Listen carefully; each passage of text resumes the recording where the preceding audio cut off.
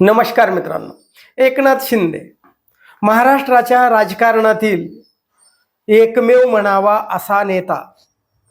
म्हणजे महाराष्ट्राच्या इतिहासामध्ये, राजकीय इतिहासामध्ये आजवर कुणीही पूर्णपणे राजकीय पक्ष पळवल्याची गोष्ट घडलेली नव्हती. म्हणजे एवढा मोठा पराक्रम या एकनाथ शिंदेंनी केलेला आहे. आणि त्यांच्या त्या पराक्रमाच्या पाठीमागे त्यांची शुद्ध राजकीय लबाडी कशी होती याचे मी 3 पुरावे, म्हणजे एकनाथ शिंदे पूर्णपणे खोटं कसं बोलत होते या संदर्भामध्ये आपण अगदी सखोल माहिती जाणून घेणार आहेत. आणि ते 3 पुरावे कोणते हे आपण आज पाहणार आहे. एकनाथ शिंदे खरोखर त्यांनी शिवसेना फोडली, पळवली किंवा संपूर्ण पक्षच पळवला, म्हणजे धनुष्य बाणासहित आणि पक्षाच्या नावासहित त्यांनी शिवसेना घेऊन गेले, बरोबर. मग पण उद्धव ठाकरे यांची शिवसेना, म्हणजे स्वर्गीय हिंदू हृदय सम्राट बाळासाहेब ठाकरेंची शिवसेना, त्यांचे राजकीय वारस उद्धव ठाकरे, आणि त्यांची शिवसेना घेऊन जाताना या एकनाथ शिंदेंनी उद्धव ठाकरेंवर केलेले आरोप, म्हणजे पहिला पुरावा की एकनाथ शिंदे म्हणतात की आम्ही बाळासाहेब ठाकरे यांचे विचार जिवंत ठेवण्यासाठी आम्ही शिवसेना फोडली अथवा पळवली. खरंच बाळासाहेबांच्या विचारासाठी का एक अमित शहांच्या इशाऱ्यावर नाचले म्हणून ती शिवसेना त्यांनी फोडली? नेमकं काय आहे खरं? तर एकनाथ शिंदे खरंच स्वर्गीय बाळासाहेब ठाकरे यांचे विचार जिवंत ठेवण्यासाठी त्यांनी जर शिवसेना फोडली असती तर त्यांनी आनंद दिघेच्या मृत्यू प्रकरणी, म्हणजे आनंद दिघेंचा मृत्यू कसा झाला असं शंका स्वर्गीय बाळासाहेब ठाकरे यांच्या संदर्भात उत्पन्न होईल. म्हणजे अप्रत्यक्षपणे हिंदू हृदय सम्राट बाळासाहेब ठाकरेचे हे आनंद दिघेच्या मृत्यूला कारणीभूत आहेत असा अप्रत्यक्ष संदेश देण्याचा प्रयत्न एकनाथ शिंदेंनी केलेला होता. म्हणजे ते संजय शिरसाट सुद्धा या संदर्भात बोललेले होते. म्हणजे जो व्यक्ती म्हणतोय की बाळासाहेबांचे विचार जिवंत ठेवण्यासाठी आम्ही शिवसेना फोडली आहे किंवा पळवली आहे, तर तो बाळासाहेब ठाकरेंवर अप्रत्यक्षपणे म्हणजे त्यांच्या चारित्र्यावर शिंतोडे उडवू शकतो का? हा पहिला मुद्दा आहे. आणि त्यातच पुन्हा अमित शहा यांना मातोश्रीच्या दारात उभं राहावं लागलं होतं कधी काळी. त्यांना भेट मिळत नव्हती बाळासाहेबांची. त्यावेळी तो अपमान कदाचित ह्या अमित शहांनी एकनाथ शिंदेंचा शस्त्र म्हणून वापर केला आणि म्हणून शिवसेनेला हे दिवस आले आहेत का?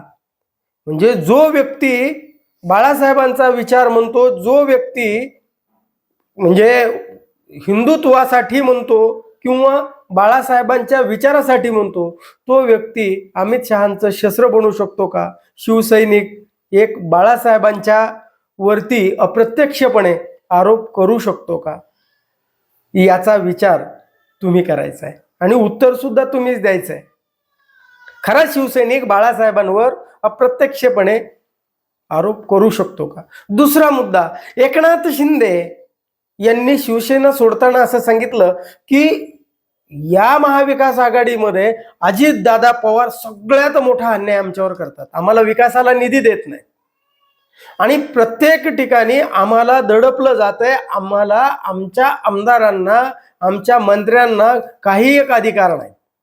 म्हणजे सगळा निधी म्हणजे अजितदादा पवार हे भाजपला आणि स्वतःच्या आमदार आणि मंत्र्याला वाटतात, आम्हाला काहीच दिलं जात नाही असा आरोप करायचे आणि केला होता.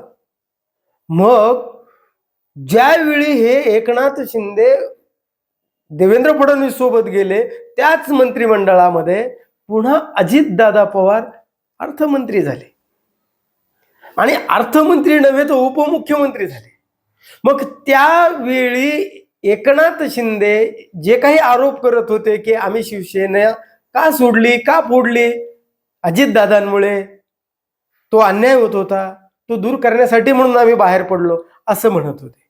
मग हा मुद्दा एकनाथ शिंदेंचा म्हणजे जे राजकीय चारित्र्य उघडं पाडणारा नाही का? म्हणजे ही नंबर 2ची लबाडी एकनाथ शिंदेची नाही का? याविषयी तुम्हीच सांगा, आहे की नाही? आणि तिसरी सर्वात मोठं म्हणजे शिवसेना, म्हणजे त्या शिवसेनेचा आत्माच हा मुळामध्ये हिंदुत्व आणि छत्रपती शिवाजी महाराज. बघा, छत्रपती शिवाजी महाराजांच्या संदर्भामध्ये राहुल सोलापूरकरांनी अगदी खालची पातळी गाठली. म्हणजे छत्रपती शिवाजी महाराजांनी लाच दिली इथपर्यंत हा राहुल सोलापूरकर बोलला. तो कोरडकर यांनी तर अगदी गलिच्छपणाची, म्हणजे त्या विकृतीची सीमा गाठली होती. आणि ही लोक, तो म्हणजे भगतसिंग कोश्यारी असेल, म्हणजे ज्यांनी महाराष्ट्राचा अवमान केला, छत्रपती शिवाजी महाराजांच्या संदर्भामध्ये ज्यांनी नको त्या गोष्टी बोलल्या, त्यांच्या तोंडाला कुठं काळं फासलं नाही. शिवसेनेने कुठं त्यांना तुडवलंय, म्हणजे एकनाथ शिंदेच्या असं घडलं नाही, किंवा त्यांच्या विरोधात एका तोंडातून एक शब्द सुद्धा काढला नाही.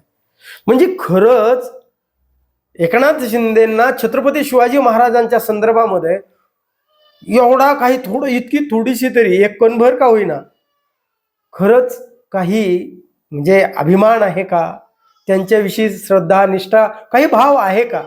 असता तर त्यांनी या संदर्भामध्ये ज्या लोकांनी छत्रपतींचा, शिवाजी महाराजांचा अपमान केला, त्या लोकांच्या मांडीला मांडी लावून, त्या विचारधारेच्या मांडीला मांडी लावून एखादा छत्रपती शिवाजी महाराजांचा प्रेमी असलेला, शिवप्रेमी असलेला बसला असता का?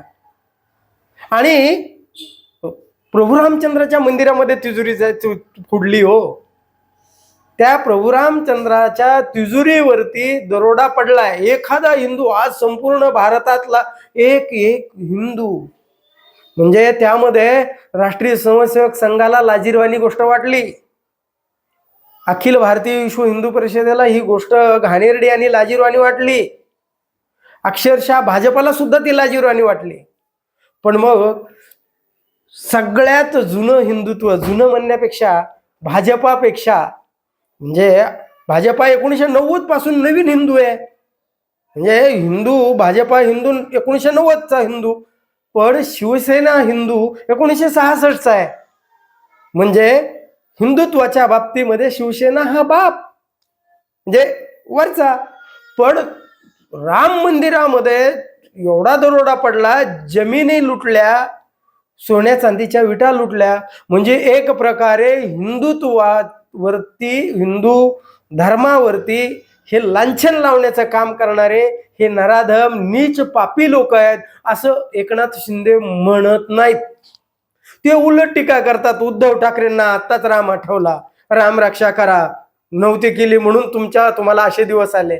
हे ज्या काही गोष्टी आरोप जे केला, तर तो आरोप म्हणजे हिंदुत्वासाठी सुद्धा नाही, स्वर्गीय बाळासाहेब ठाकरेंचे विचार जिवंत ठेवण्यासाठी म्हणूनही नाही, छत्रपती शिवाजी महाराजांचा सन्मान राहावा म्हणूनही एकनाथ शिंदेंनी हा शिवसेना पक्ष फोडलेला नाही.